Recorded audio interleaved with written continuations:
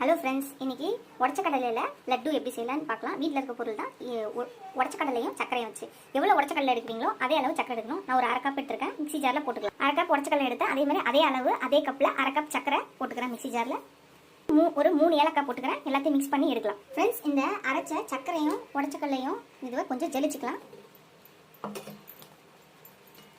ஜெலிச்சாச்சு, இதை எடுத்துருவோம்.